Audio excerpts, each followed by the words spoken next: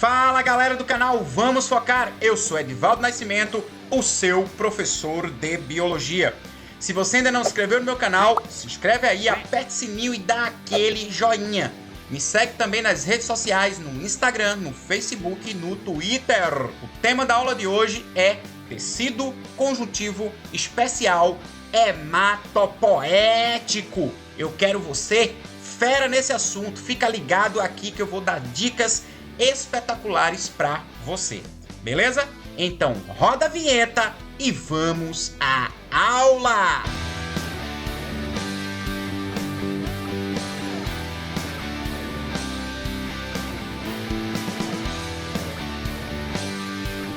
Vamos focar!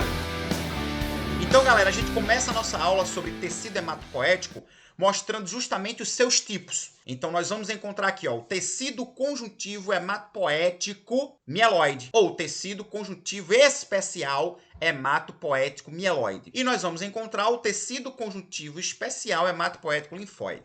Aí você me pergunta, professor, quais são as diferenças? Primeiro, o mieloide, que é representado pela medula óssea vermelha, que está localizada na parte esponjosa do osso. E aí você precisa lembrar que o osso ele possui a parte compacta, que vai dar a estruturação, tá? A resistência óssea, mas o tecido ósseo também possui a parte esponjosa, que é a parte medular, que é onde nós teremos aí a produção das células sanguíneas. Então, essas células sanguíneas elas são produzidas no tecido mieloide e são amadurecidas no tecido linfóide, tá? Fica ligado aí. Então, produzidas no tecido mieloide, nós vamos encontrar as hemácias, as plaquetas e os leucócitos granulosos ou granulócitos, que são representados pelo eosinófilo, basófilo e neutrófilo. E no linfóide, no tecido conjuntivo especial hematopoético linfóide, nós vamos perceber órgãos que participam desse tecido, como, por exemplo, o baço, as amígdalas, os gânglios linfáticos e o timo. E aí, sendo amadurecidos nesses órgãos linfóides, vamos encontrar os leucócitos agranulócitos ou agranulares, que são representados pelos linfócitos e pelos monócitos. Então, pessoal, a gente percebe aqui, quando a gente analisa essa estrutura óssea aqui, a gente percebe que a parte medular, tá aqui, ó, vai ser constituída pelas células hematopoéticas. E essas células hematopoéticas, elas darão um destino, tá, no processo de formação celular. Então, nós teremos caminhos para que ocorra o processo de formação celular. Então, por exemplo, as células hematopoéticas, elas eram original os neutrófilos, os basófilos, os eosinófilos, os macrófagos. Enquanto que, a partir das células hematopoéticas, nós teremos também a formação de células que eu vou chamar de citrócitos. E esses citrócitos, por sua vez, darão origem aqui às unidades plaquetárias. Por quê? Porque os linfócitos eles vão ser divididos em dois tipos, em linfócitos T e linfócitos B, e são oriundos diretamente das células hematopoéticas. E essa imagem aqui, ela traz uma visão mais eficiente do que eu estou falando para você. Presta atenção. Então, a medula óssea, ela é formada por células medulares, que nós chamamos de células-mãe, tá? Por quê? Porque são células que darão origem às células sanguíneas. E aí, essas células-mãe aqui, elas dão origem a dois grupos celulares. As células meduloides, tá? Ou mieloides, e as células linfóides. O que é que vai acontecer? As células mieloides, elas darão origem às hemácias, darão origem às plaquetas e darão origem aos neutrófilos, enquanto que as células linfóides darão origem aos linfócitos. E aí, mais uma vez, eu trago uma imagem bem bacana para você entender definitivamente. Perceba, nós temos as células centrais da medula óssea, tá? Que também são chamadas de células tronco hematopoéticas, células tronco, porque essas células irão se diferenciar em outros tipos celulares, em células que irão exercer várias funções, tá? Então, por exemplo, essas células aqui, as células tronco hematopoéticas, elas darão origem aqui, ó, à célula-mãe mieloide, tá? E a célula-mãe linfóide. A célula-mãe mieloide, ela irá originar as plaquetas, os eosinófilos, os basófilos, os neutrófilos, os monócitos e as hemácias. Presta atenção. Enquanto que as células-mãe linfóides, elas darão origem aos linfócitos T e B.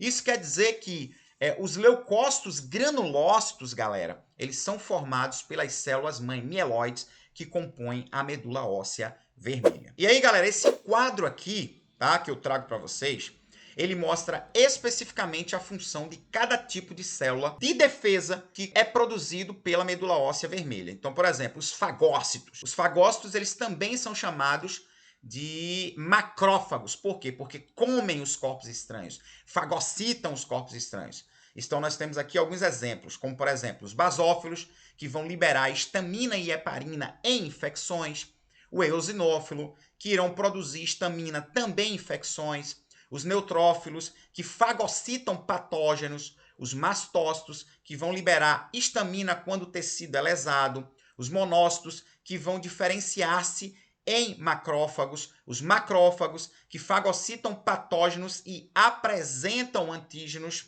as células dendríticas, que nesse caso aqui irão compor, tá certo, o conjunto ou o sistema fluido sanguíneo e serão fundamentais no processo de percepção. Já os linfócitos, eles vão ser linfócitos B e os linfócitos T.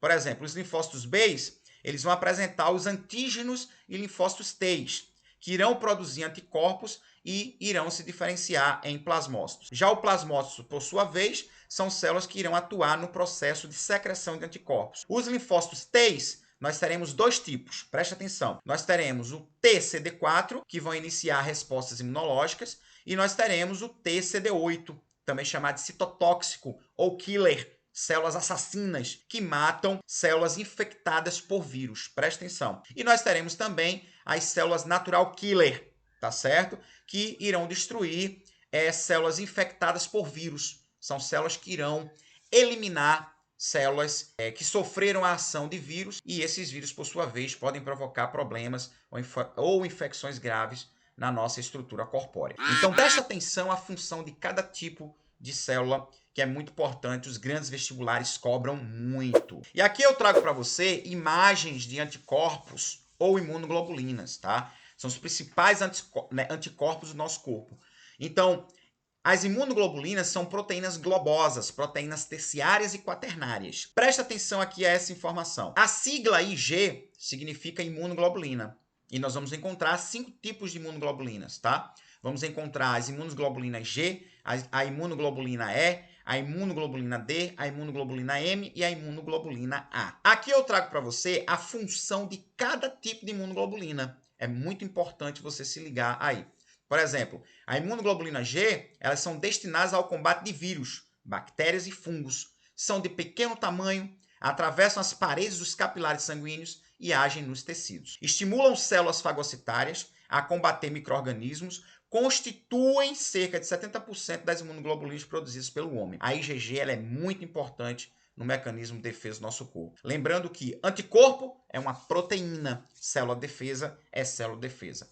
Quem produz o anticorpo, os anticorpos, são os linfócitos. Presta atenção. A IgM, elas são destinadas ao combate de vírus também. Tá? A exemplo da IgG, estimulam as células fagocitárias a combater os vírus. A IgA, imunoglobulina A, são anticorpos e secreções respiratórias da parede do tubo digestivo e das secreções vaginais. São encontradas na lágrima, na saliva e no leite materno. Já a IgD representam anticorpos existentes nas membranas celulares dos linfócitos e atuam como receptores de membrana.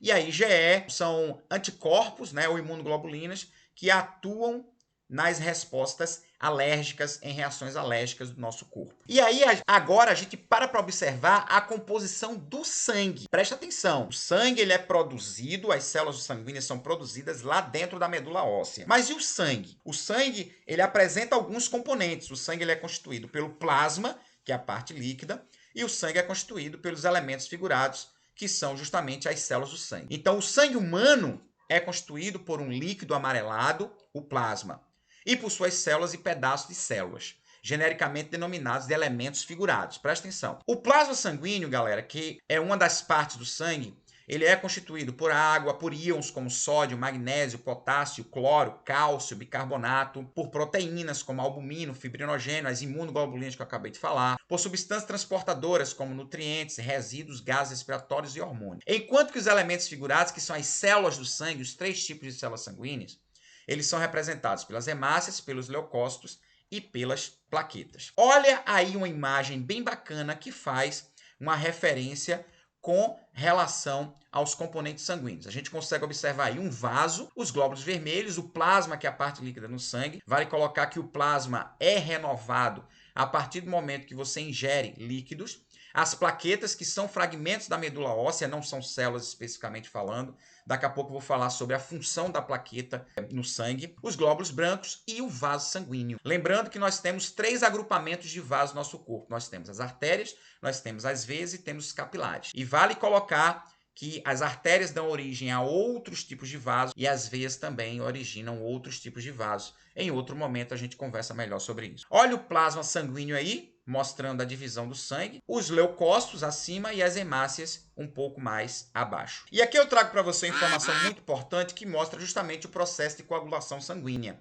tá? Que nós também chamamos de hemostasia, tá? Então, nesse caso aqui, a coagulação é um ponto fundamental no processo de hemostasia. Muita atenção aqui é o seguinte: quando o indivíduo sofre a lesão, para o local da lesão migram as plaquetas. Quando as plaquetas chegam ao local da lesão, elas liberam uma enzima chamada de tromboplastina ou tromboquinase. Essa tromboplastina aqui que eu estou mostrando para vocês, ela se associa ao cálcio, transformando uma enzima inativa chamada de protrombina em trombina. Por efeito cascata, a trombina, por sua vez, converte uma outra enzima inativa chamada de fibrinogênio em fibrina. A fibrina, ela se associa à vitamina K e inicia o processo de fechamento da lesão, acarretando ou acontecendo o que nós chamamos de coagulação sanguínea, dando início ao processo também de cicatrização, tá?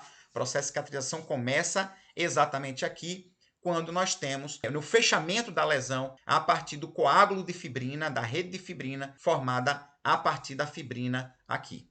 É por isso que nós chamamos o esquema, o processo de coagulação sanguínea, de efeito cascata ou reação em cascata da coagulação, porque nós temos uma sequência de acontecimentos que vai ser finalizada aí em uma belíssima coagulação sanguínea e fechamento do vaso, evitando justamente a perda excessiva de sangue ou evitando uma possível hipovolemia, que é justamente o abaixamento da quantidade de sangue no corpo de um indivíduo. Então, funções do tecido sanguíneo: transporte de gases, nutrientes e hormônios, defesa orgânica, coagulação sanguínea.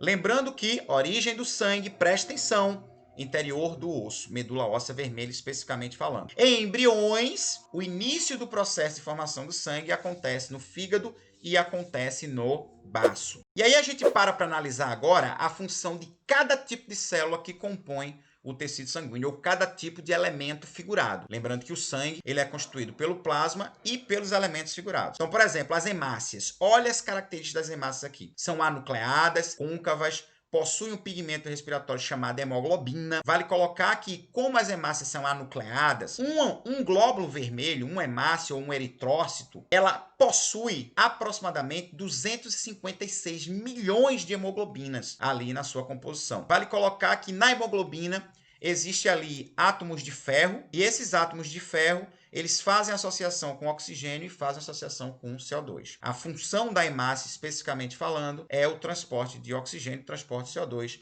mas esse transporte só acontece devido à presença do ferro, que se relaciona muito bem com o oxigênio e se relaciona muito bem com o CO2. Uma observação importante que eu sempre gosto de colocar é sobre a anemia falciforme. A anemia falciforme ela acontece, vale colocar que é um problema genético, é uma doença genética, mas ela acontece, né? O nome anemia falciforme está associado a essa formatação que a hemácia adquire em forma de foice. E isso acontece por quê? Porque a hemoglobina que apresenta uma formatação globosa, como o próprio nome diz, e esférica de modo geral, ela acaba sofrendo a alteração de um aminoácido na sua composição. E a alteração desse aminoácido faz com que a hemoglobina adquira uma formatação alongada. Quando a hemoglobina adquire a formatação alongada, automaticamente ela acaba provocando o esticamento da hemácia, dando uma conformação à hemácia em forma de foice.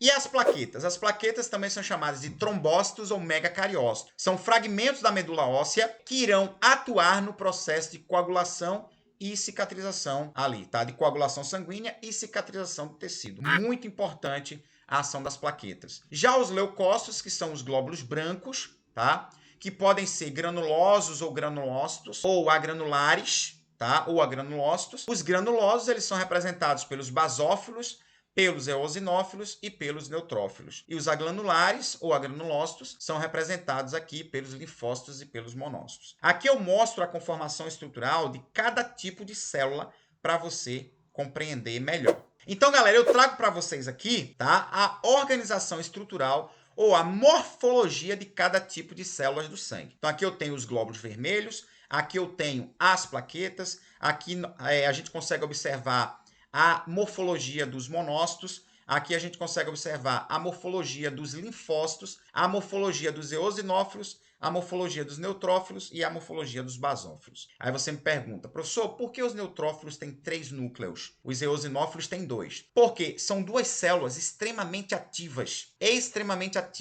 no mecanismo de defesa do nosso corpo, principalmente fagocitando corpos estranhos. Então, a atividade metabólica dessas células é altíssima. Consequentemente, elas produzem uma grande quantidade de proteínas. Por isso, 2 núcleos e 3 núcleos, que são os locais onde nós vamos encontrar o DNA, que atua diretamente no processo de produção de proteínas, né? A informação para que a proteína seja produzida é oriunda do DNA. Então, se eu tenho uma célula com grandes funções, é necessário que o núcleo apresente um volume maior ou é necessário aí que o número de núcleos que compõem a unidade celular também seja maior para dar conta justamente da atividade metabólica desse tipo de célula. Então, galera, essa aula foi sobre tecido conjuntivo especial hematopoético. Você aprendeu onde as células sanguíneas são produzidas, você aprendeu todos os tipos de células que compõem o sangue, você aprendeu a composição do sangue e você compreendeu que anticorpo é uma proteína e célula defesa atua consumindo ou comendo corpos estranhos. Eu tenho certeza que você adorou. Se inscreve no meu canal, aperte o sininho e dá aquele joinha. Me segue também nas redes sociais, no Instagram, no Facebook e no Twitter. E para não esquecer, hashtag não seja um pato morto. Vamos focar e até a próxima aula. Valeu, galera. Tchau, tchau.